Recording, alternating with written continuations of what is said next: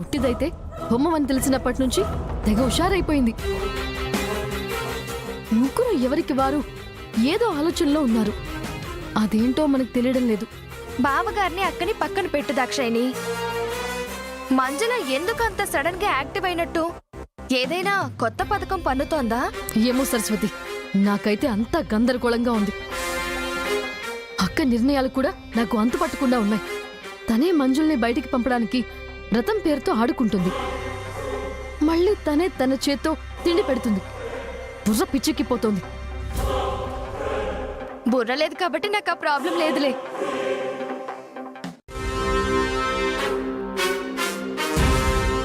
అక్క, హోమం కోసం నువ్వు దానికి చీరిస్తున్నావేంటక్క? ఏమైంది అసలు నీకు? ఎందుకిచ్చానో రేపు హోమం దగ్గర మీకే తెలుస్తుంది. అప్పటి వరకు ఓపిక పట్టండి. సస్పెన్స్ థ్రిల్లర్ సినిమా చూసినట్టు ఎవరికి వారు రేపు తెలుస్తుంది, రేపు మంచి జరుగుతుంది అంటున్నారు. అసలే టెన్షన్ గా ఉందక్క. ఏం జరగబోతుంది? Wait and see. ఇప్పుడు నాకు క్లియర్ గా అర్థమైంది. ఏమర్థమైంది? చచ్చినట్టు రేపటిదాకా వెయిట్ చేయక తప్పదు అని.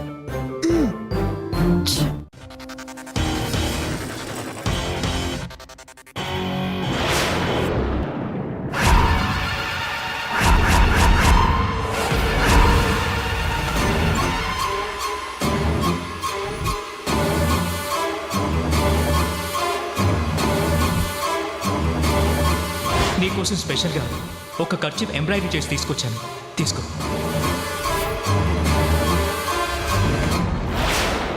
నీకు అసలు బుద్ధుందా?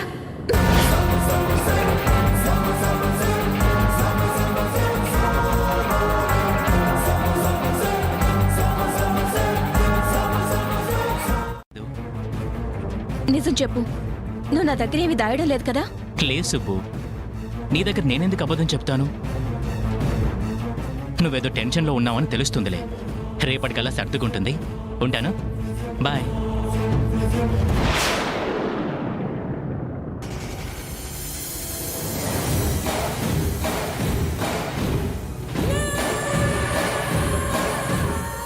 వీడేంటి సంబంధం లేకుండా మాట్లాడుతున్నాడు?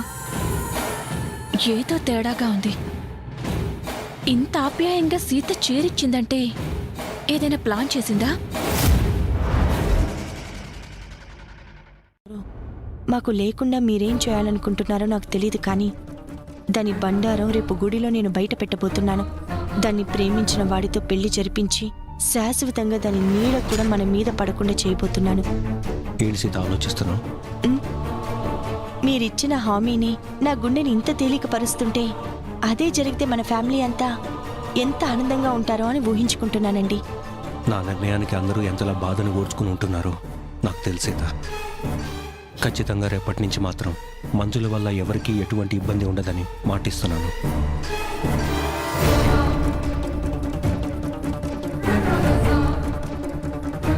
అస్మటి దేవతని పొట్టి మంజుల దెయ్యం లెక్క పరిశ్రమ చేస్తుంది.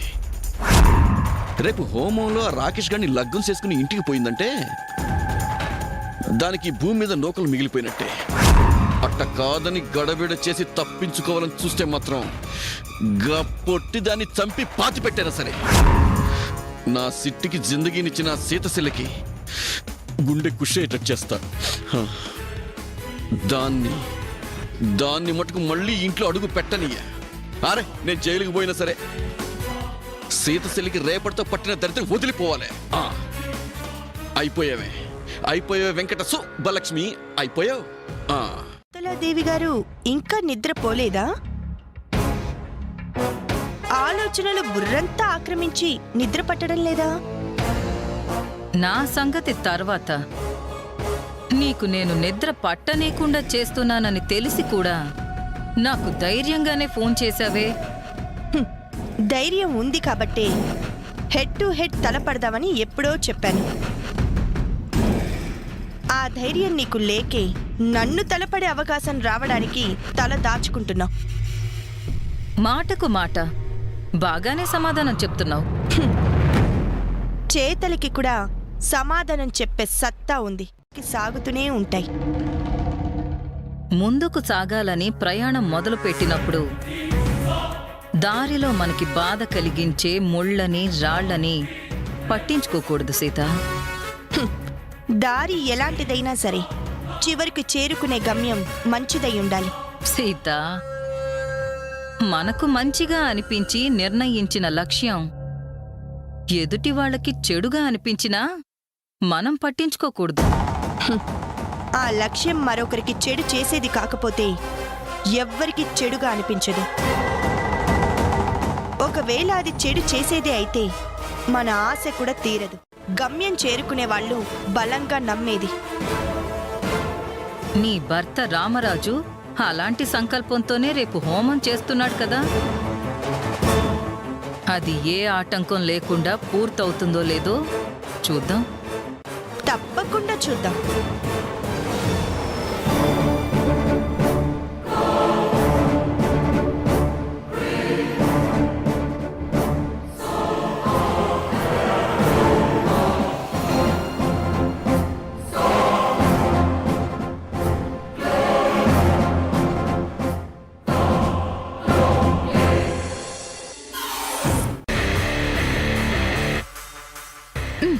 ఇది నీకు, ఇది నీకు.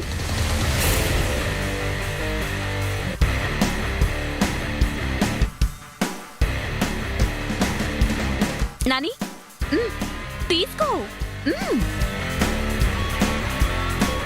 తీసుకో.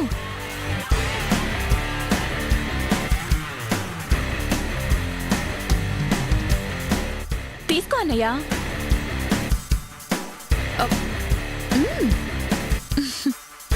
నువ్విచ్చిన బట్టలు కట్టుకోవాల్సిన కర్మ మాకేం పట్టలేదు. మా బట్టలు మా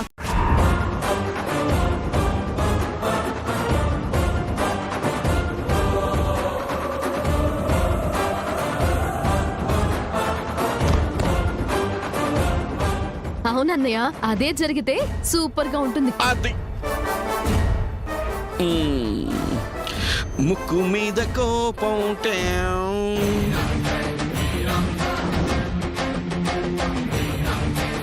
anyways, advanced happy married life Manjula. Thank you.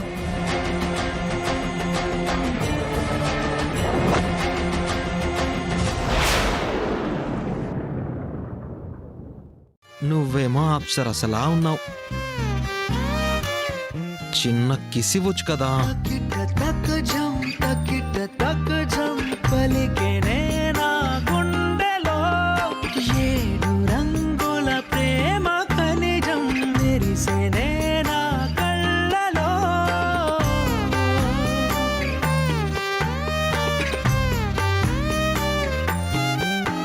Saraswati, అక్క, ఆ?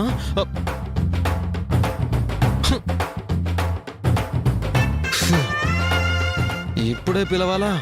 శ్రవణ్, వస్తున్నా వదినా. గందరగోళంగా మారే ప్రశాంతత కోసం ఈ హోమం జరిపిస్తున్నాం స్వామి.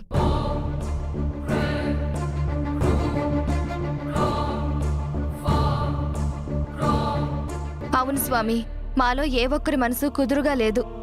అందరికీ అశాంతి ఉంది. అవన్నీ పోనీకే కదా హోమం చేయించేది. మొత్తం పూర్తయినాక దరిద్రం పోతుందేమో. బాగా చెప్పావు చిట్టి. ఈ హోమం వల్ల కొంతమందికి బుద్ధి జ్ఞానం వచ్చి పట్టిన పైత్యం వదలాలని దేవుణ్ణి వేడుకుంటాను. ఇక్కడే మాటలతో కాలం వెళ్ళదిద్దామా? లోపలికి వెళ్ళి హోమం మొదలు పెడదామా? మా కుటుంబానికి పట్టిన పీడ వదిలే అంతా మంచి జరిగేలా చూడు స్వామి. మా సీతక్క రామరాజు బావా మంచిగా ఉండాలి. వాళ్ళిద్దరూ మంచిగా ఉండాలంటే నడిమిట్లున్న శూర్పణకని నువ్వే పంపించాలి స్వామి.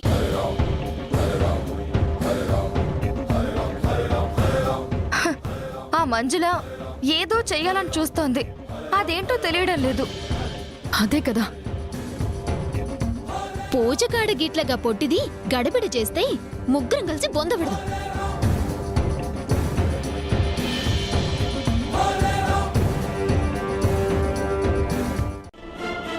పురాణాలు చదువుకోలే, వంకర బుద్ధున్నోళ్ళని దేవుడు సక్కంగా చేస్తాడు. చిచ్చి, నీలాంటి జోకర్తో నాకు మాట్లాడేంటి? నేను జోకర్లతో మాట్లాడనీకి మస్తు ఇష్టపడతా. గందుకే నిన్నెప్పుడు పలకరిస్తూనే ఉంటా. నిన్ను ఏయ్! ఇగో స్వామి, ఈ జగజ్జంత్రి భూమికుండేది 3 అడుగులైనా చేసేటవన్నీ ఫాల్తు పనులే. బుర్ర నిండా మన్నున్నది. ఆ అంటిన బురద కడుక్కోనికి మంచి మనసున్నోళ్ళందరూ కింద మింద అవుతున్నారు. దీన్ని ఇంట్లోకి వెళ్ళి బయటికి పంపించి అందరూ మంచిగా ఉండేటట్టు చూస్తే 100 కొబ్బరికాయలు కొట్టి నీకు పొర్లు దండాలు పెడతా సామి.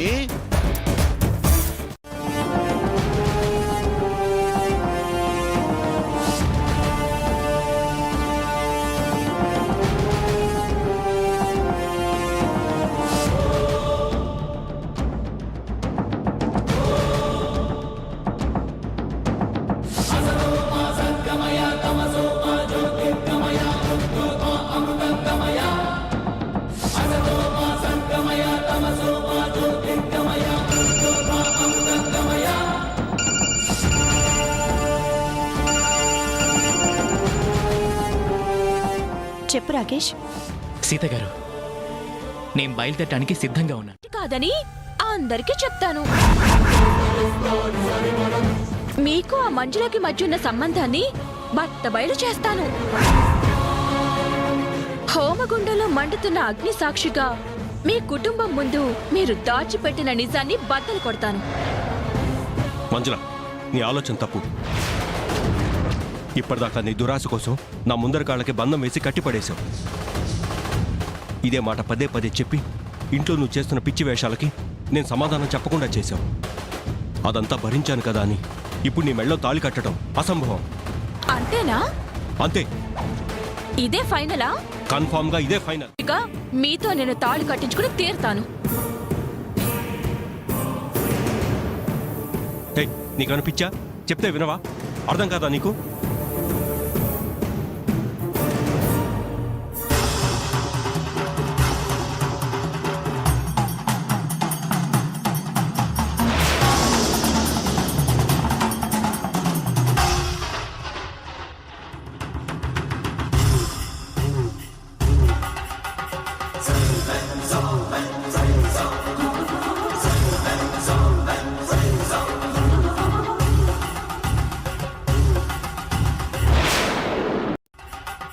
నీకు అనిపించా? చెప్తే వినవా? అర్థం కాదా నీకు?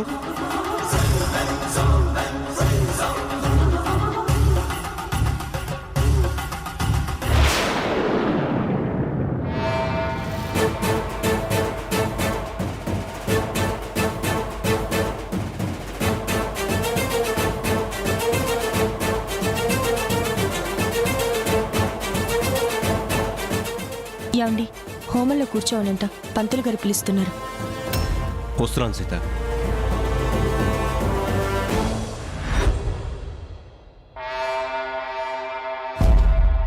ఆయనతో ఏంటి నీకు మాటలకి? మీ గారాల తమ్ముళ్ళకి, మిమ్మల్ని గౌరవించే మీ మరదళ్ళకి మీరు దాచుకున్న రహస్యాన్ని బహిర్గతం చేస్తానని కొంచెం గట్టిగానే చెప్పాను. దానికి ఆయన ఏమని బదిలిచ్చారంటే, అక్క భలేదానివే మంజుల, నువ్వేం టెన్షన్ పడకు, తప్పకుండా ఇదే హోమంలో నేను తాళి కడతాను అన్నారు. నేనేమో మరి సీతక్క ఫీల్ అవుతుందేమో అంటే, ఆ సంగతి నేను చూసుకుంటాలే అన్నారు. నీ పెళ్ళి అవుతుంది, దానికి నువ్వేం కంగారు పడాల్సిన అవసరం లేదు. ఈలోగా ఓవర్ యాక్షన్ చేయకుండా బుద్ధిగా ఉండు. పద. దక్షం సుభిక్షం గంగాంగం దివ్యలింగం గజముఖ వినుతం సాన్నపూర్ణ సమక్షం వేదార్థం వ్యాసపీఠం సురముని సహితం శాంతికాంతం సుఖాంతం.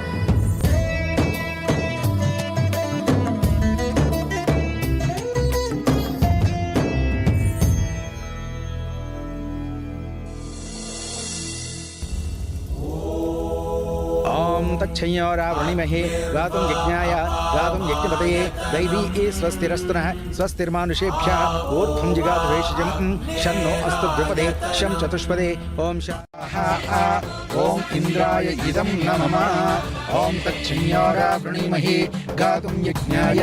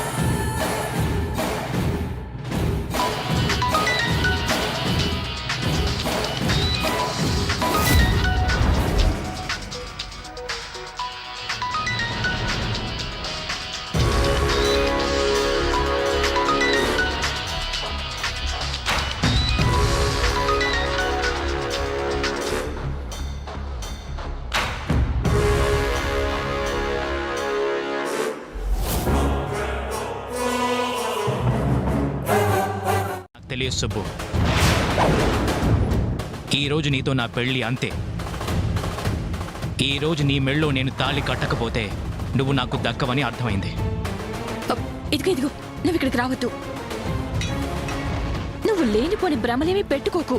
హోమం పూర్తయ్యాక నేనే నీ దగ్గరికి వస్తాను. తీరిగ్గా మనం మాట్లాడుకుందాం, ఒక నిర్ణయానికి వద్దాం. నేను నిర్ణయం తీసేసుకున్నాను. ఈరోజు అదే హోమంలో మండుతున్న అగ్ని సాక్షిగా నేను నీ మెళ్ళో తాళి కట్టడం కన్ఫర్మ్. ఇందులో ఎలాంటి మార్పు లేదు. నేను వస్తున్నాను సుబ్బు. రాకేష్ రాకేష్ చెప్పేది జాగ్రత్తగా విను. అలాగే మేడం.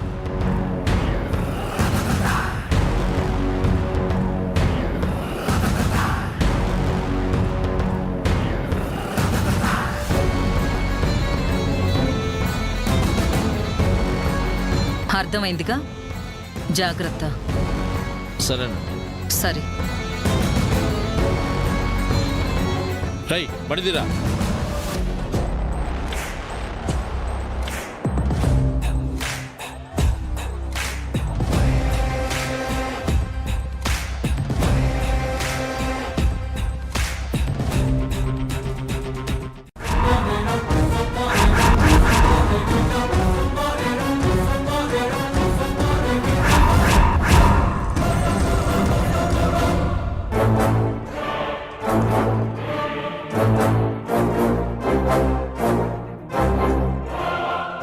నువ్వు కట్టించుకుంటే మాత్రం ఆయన కడతారా? కడతారు, మీరు చూస్తారు. ఓకే.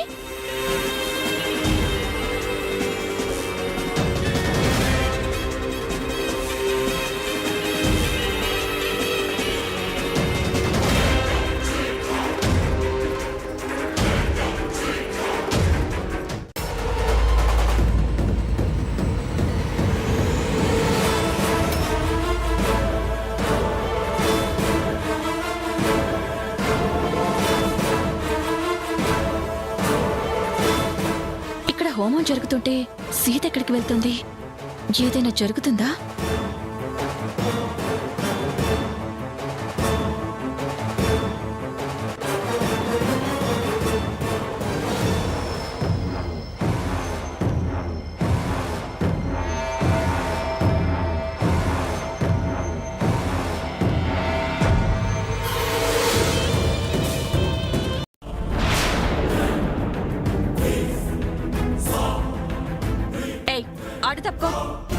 డాడీకి పోతున్నావు? సేల్ వెనకాలే పిల్లి ఎక్కబోతున్నావేంది? అది కాదు, పక్కకి తప్పుకో, నాకు పనుంది.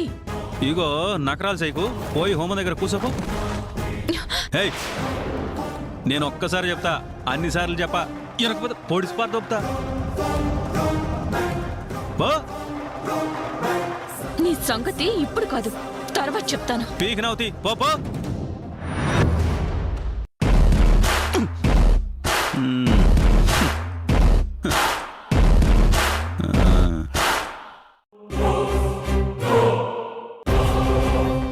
నీకేమైనా పిచ్చా? చెప్పొద్దని చెప్పాను కదా. నిజమే సీత గారు, కానీ ఇది రెండు మనసులకు ముడిపడాల్సిన పెళ్లి కదా. పరస్పర అంగీకారం ఉండాలి కదా. అవన్నీ ఇప్పుడు పెట్టుకుంటే ఎలా కుదురుతుంది? అయినా ఏ ప్రాబ్లం రాకుండా నేను చూసుకుంటానని చెప్పాను కదా. సర్లే, నువ్వు చెప్పినా ఏం కాదులే, కానీ ముందు నువ్వు వెళ్ళి పట్టుపట్టులు కట్టుకో.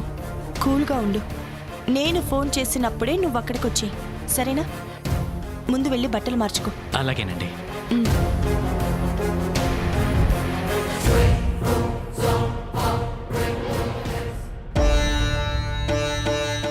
మనసులో ధ్యానించుకుని మీ కోరిక తీరాలని మనస్ఫూర్తిగా నమస్కరించుకోండి.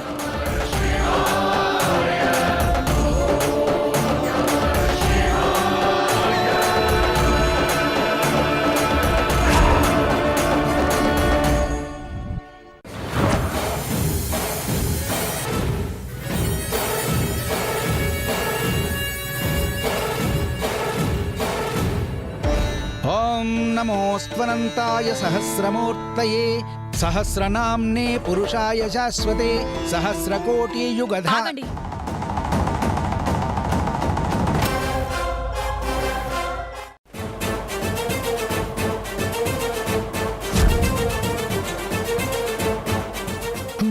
పరాకాష్ఠకి చేరినట్టుంది. అనవసరమైన రామాయణం చేయకి ఇక్కడ. ఇది పవిత్రమైన హోమం అని తెలిసి కూడా డిస్టర్బ్ చేయాలని చూస్తున్నావంటే నీలాంటి రాక్షసిని. ఆగు.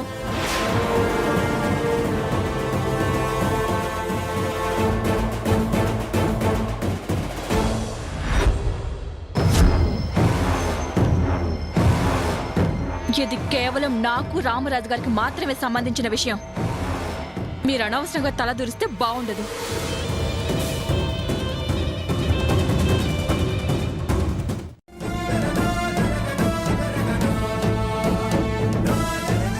రామరాజు బావ దీని మెడలో తాలి కట్టనీకి తయారైంటే మాత్రం అంతకు ముందుగల మంజుల జిందకి నా చేతిలో కథం అప్పుడు గ్యారెంటీ. హే, ఏంటి ఎక్కువ చేస్తున్నావు? నువ్వు తాళి కట్టమనగానే నా భర్త నీ మెళ్ళో తాళి కట్టేస్తాడనుకుంటున్నావా? తాళి కట్టనని ఆయన చెప్పమనండి. ఏమండి, అడుగుతుందిగా, సమాధానం చెప్పండి. మీరు దాని మెళ్ళో తాళి కడతారా?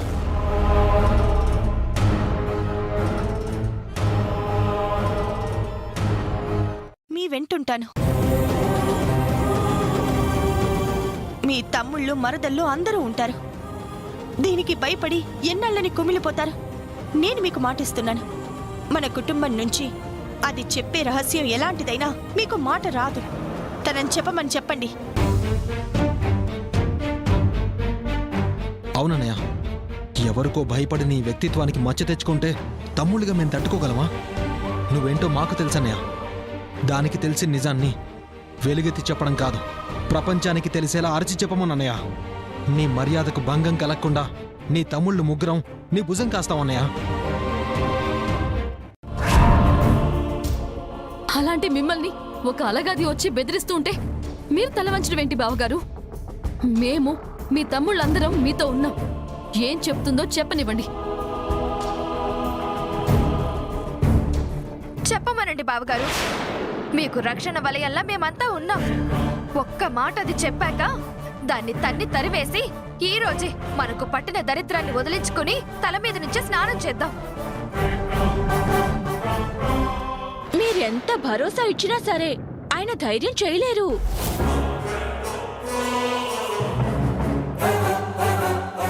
నాకు తాళి కట్టే తీరుతారు.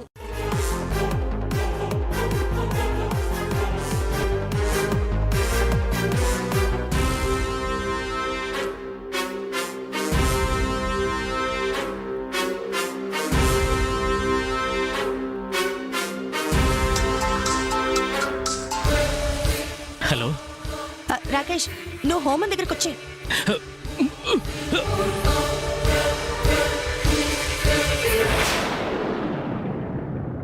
రాకేష్, రాకేష్, రాకేష్, నువ్వు బయలుదేరి హోమం దగ్గరికి రా. దాచుకుంది.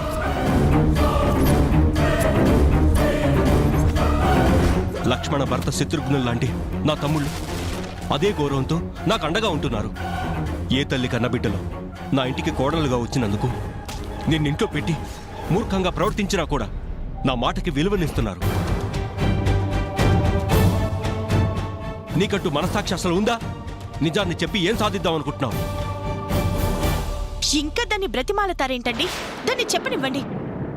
వద్దు సీత, దయచేసి అందరూ అర్థం చేసుకోండి. ఆ నిజం నా గుండెల్లో దహనం అవ్వాల్సిందే తప్ప ఎప్పటికీ ఎవరికి తెలియకూడదు.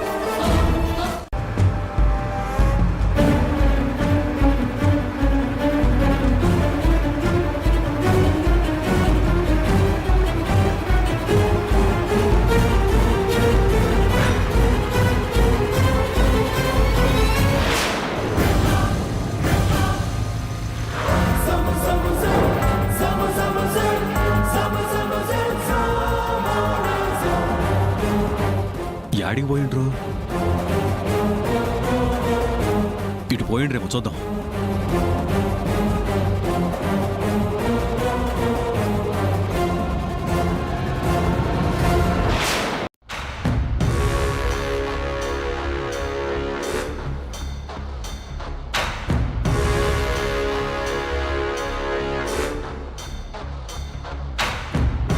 రేయ్ రేయ్, యాడికి పోయినవరా నువ్వు?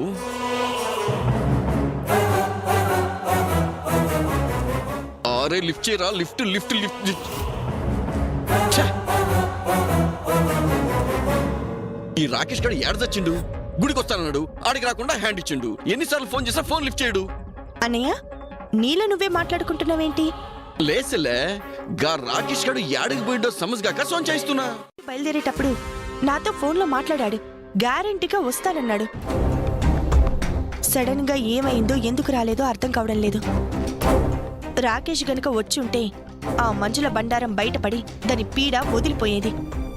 అవుసలే ఆ పొట్టిది బలే దెబ్బ కొట్టింది. అరే పూజను కూడా సత్యనాశ చేసింది. గది పుట్టేనా మంచిగుంటుండే. నాకు కూడా అదే భయంగా ఉందన్నయ్య. సిద్ధాంతి గారు చెప్పినట్టు పొంచి ఉన్న ప్రమాదం నుంచి బయటపడాలి.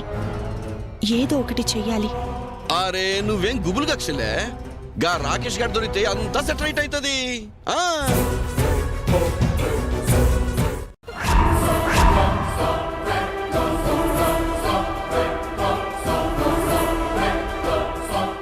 ఇంకొకసారి నీ నోట్లో నుంచి ఆ మాట వచ్చిందంటే చంపేస్తాను.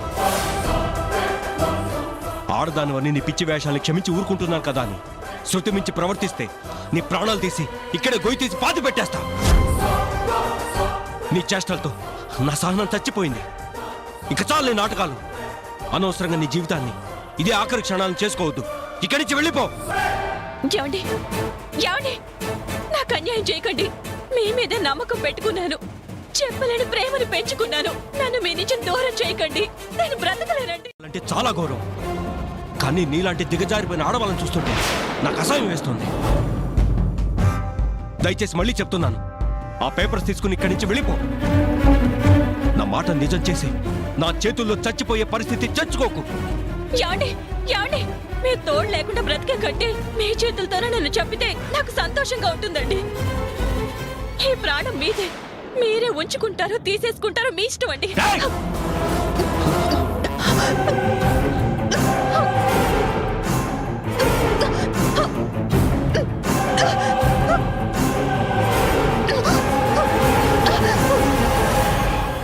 అన్నయ్య వచ్చేస్తారన్న నమ్మకం నాకుంది.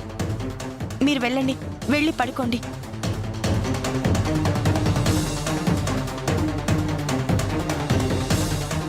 వదినా, అది అన్నయ్య. అబ్బా వెళ్ళి పడుకోండి. వెళ్ళండి వెళ్ళండి అన్నయ్య, వెళ్ళు. మీరు కూడా వెళ్ళండి నాని, వెళ్ళన్నయ్యా.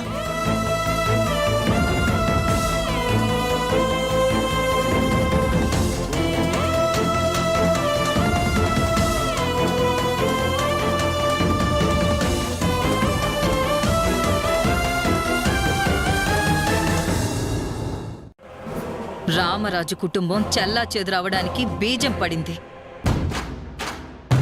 మళ్ళీ ఫోన్ చేసి ఏం చేయాలో చెప్తాను. సరే మేడం.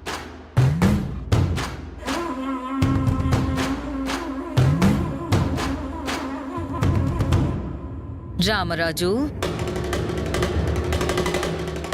నీ స్థాయి తగ్గటం, ఒక్కొక్క మెట్టు దిగటం మొదలైంది. ఇక పతనమే.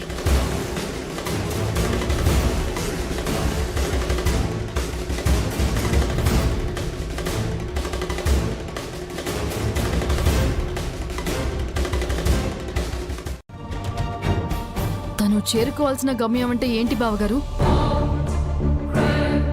తన ఇంటికా లేక ఇంకెక్కడికైనానా? బావగారేంటి దాక్షాయిని ఆ పొట్టిదాన్ని ఎక్కడికి పంపారో అని అడిగితే అలా చూస్తారు? కొంప తీసి పైకి పంపించారా? నువ్వు నోరు మూసుకోవే. అన్నయ్య, ప్రాబ్లం అయితే ఏం లేదు కదా? అంటే ప్రొద్దుననగా వెళ్ళిన వాడివి ఇప్పటిదాకా ఇంటికి రాకపోతే వదిన మేము చాలా టెన్షన్ పడ్డామన్నయ్య. అవునన్నయ్య, నువ్వైనా ఒక ఫోన్ చేసి ఎక్కడున్నావో చెప్పుంటే మాకేకంగా ఉండేది కాదు. సూర్యుడు ఉదయించేసరికి మన ఇంట్లో ఉన్న సమస్యలన్నీ అస్తమించి అందరికీ సంతోషమైన కొత్త వెలుగు వస్తుంది.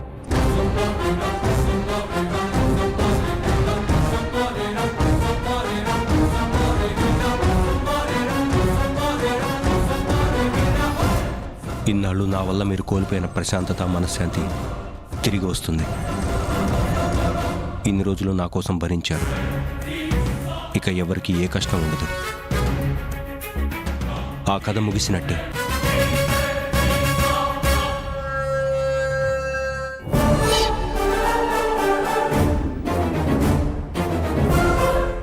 నాకెందుకో బావగారు ఆ పొట్టిదాని పీక నొక్కేసి బావిలో విసిరేసి వచ్చారేమో అనిపిస్తోంది. నీకెందుకే ఇందాక నుంచి అలానే అనిపిస్తోంది. ఆ మంజుల గురించి మనకు తెలియందేముంది దాక్షాయిని? గబ్బిలల్లా చూలు పట్టుకుని వేలాడే రకం. అంత తొందరగా బావగారిని వదిలేసిందంటే నాకెందుకో నమ్మబుద్ధి కావడం లేదు. ఏమోనే, నీ అనుమానం నిజమైనా అవ్వచ్చు. చూద్దాం ఏం జరుగుతుందో. ఏదైతేనే దాని పీడ విరగడైపోయింది. నాకు బాగా నిద్రొస్తుంది. ప్రశాంతంగా వెళ్ళి పడుకుంటాను.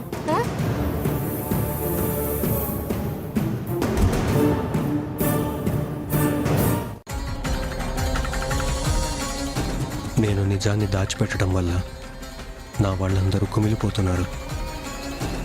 నేను చెప్పలేనని నన్ను ఆశీర్వదించే ఈ ప్రపంచానికి నిజం తెలియకుండా చూడు స్వామి. కృతజ్ఞుని స్వామి.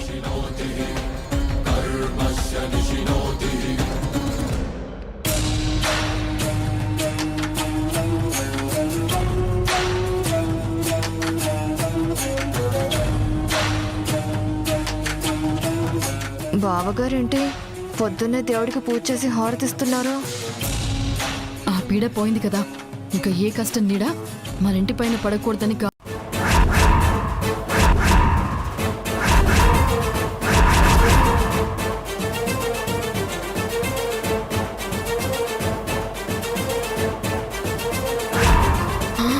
వాము, నువ్వు అన్నది నిజమైందే సరస్వతి. ముందు దాక్షాయిని, నా గుండె భయంతో దడదడమని పొలంలో ఉండే ఇంజన్లాగా కొట్టుకుంటోంది. సార్, మీరేదో పొరపాటు పడుతున్నారు. నా భర్త గురించి నా కుటుంబానికి కాదు, ఈ ఊరి జనానికి కూడా తెలుసు. ఆయన ఒకరికి హాని చేసే మనిషి కాదు సార్. అలాంటిది మంచులను చంపడం ఏంటి? మేడం, హత్య చేశాడని ఆధారాలు దొరికాయి కాబట్టే వచ్చాం. చూడండి రామరాజు గారు, అడ్డు తప్పుకోమని మీ తమ్ముళ్ళకి చెప్పండి. ఇన్స్పెక్టర్ గారు, నీకు కావాలంటే స్టేషన్కి లాయర్ని తీసుకొచ్చి మాట్లాడతాను. ఆయన అరెస్ట్ చేయకండి. లాయర్లు, బెయిల్లు అన్నీ అరెస్ట్ అయిన తర్వాతనే. ఇప్పుడు అరెస్ట్ చేయక తప్పదు. రామరాజు గారు పదండి. ఏమండి? నన్ను క్షమించు సీత. ఏమండి?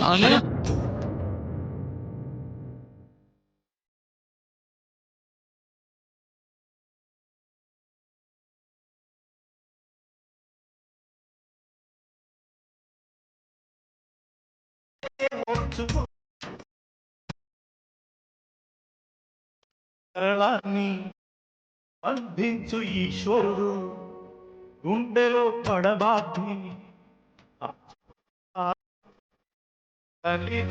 రూపం నీవనుకో.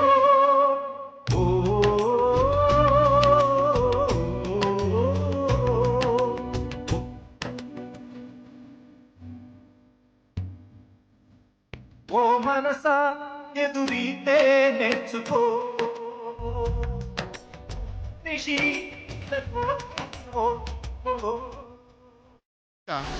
వాళ్ళు మోసపోయి ఉంటారు. చూడండి సార్, నన్ను ఒక మర్డర్ కేసు మీద అరెస్ట్ చేసి తీసుకొచ్చారు. కేవలం దాని మీద మాత్రమే మాట్లాడండి. నా పెద్దరికం గురించి, నా కుటుంబం గురించి, నా పర్సనల్ విషయాల గురించి అనవసరంగా మాట్లాడకండి. ఓ, నీ తీర్పు విని తల ఊపడానికి ఇది నువ్వు పెద్ద మనిషిగా చలామణి అవుతున్నా రచ్చబండ కాదు. ఇది నా కింద ఉన్న పోలీస్ స్టేషన్.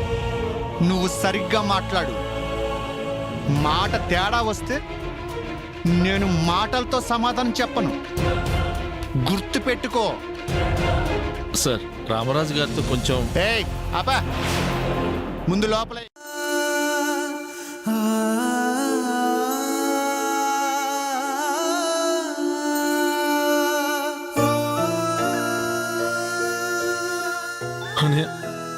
మాకు బాధ వచ్చినా కష్టం వచ్చినా మా పూజను తట్టి మీకు నేనున్నాను రా అని ధైర్యం చెప్పే నువ్వు ఇప్పుడు జైల్లో ఉంటే మేము తట్టుకోలేకపోతున్నాం అన్నయ్య.